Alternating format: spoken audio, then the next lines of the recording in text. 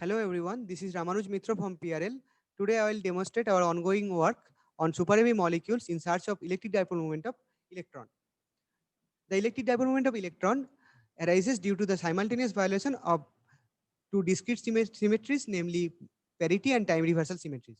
CPT's theorem tells that T violation implies CP violation, hence as electron EDM is a T violating property, it is also a CP violating property. So if detected in experiments, electrons EDM would be considered to be an intrinsic property of electron, just like its mass and charge, and it will be a great signature of CP violation in nature.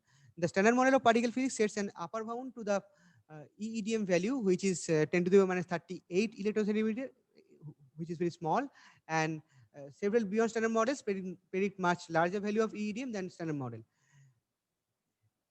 Indirect, indirect probes of EEDM using atoms or molecules are possible, uh, and experiments using atoms or molecules in combination with relativistic many-body theoretical calculations help set an upper bound to EEDM, which can rule out some beyond standard models which predict larger EEDM value than that than the upper bound set by the experiment. So far the best EEDM limit comes from the thorium monoxide experiment, and it is 1.1 into 10 to the minus 29 electron centimeter.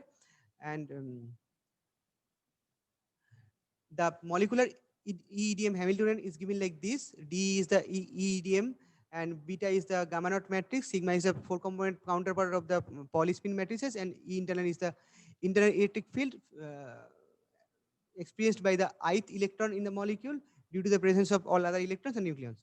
So the first order energy shift is given like this: D times E effective, and E effective is given by this. It is a completely relativistic property. So to calculate this, we need to take up some relativistic method.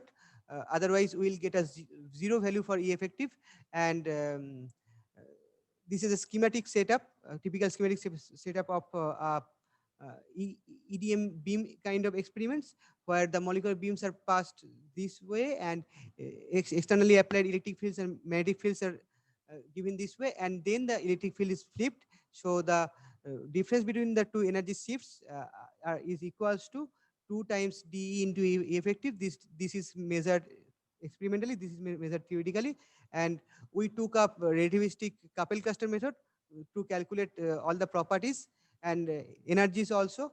And then why we chose super heavy systems? Because the figure of merit of choosing a new molecular candidate for EEDM search experiments depends upon how much sensitivity the molecule offers for EEDM experiments. So the statistical sensitivity goes like this. This is the error.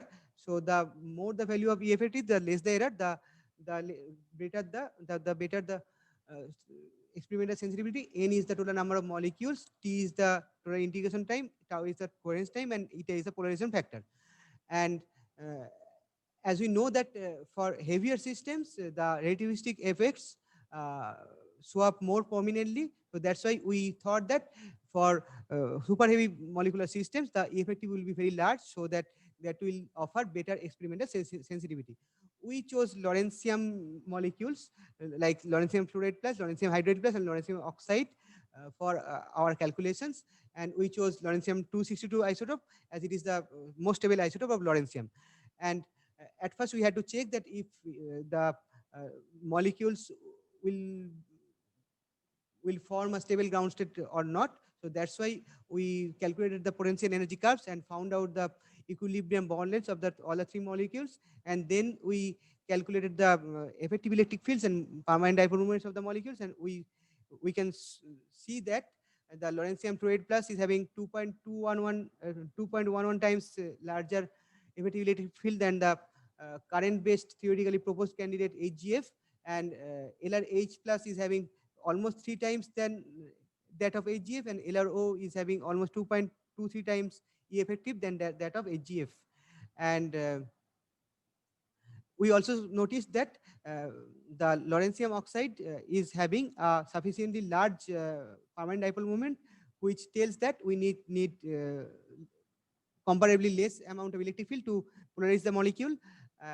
So that's why we propose a beam EEDM kind of experiment for this kind of for a LRO molecule, and we propose a quadruple ion trap experiment for LRH plus and LRA plus molecule.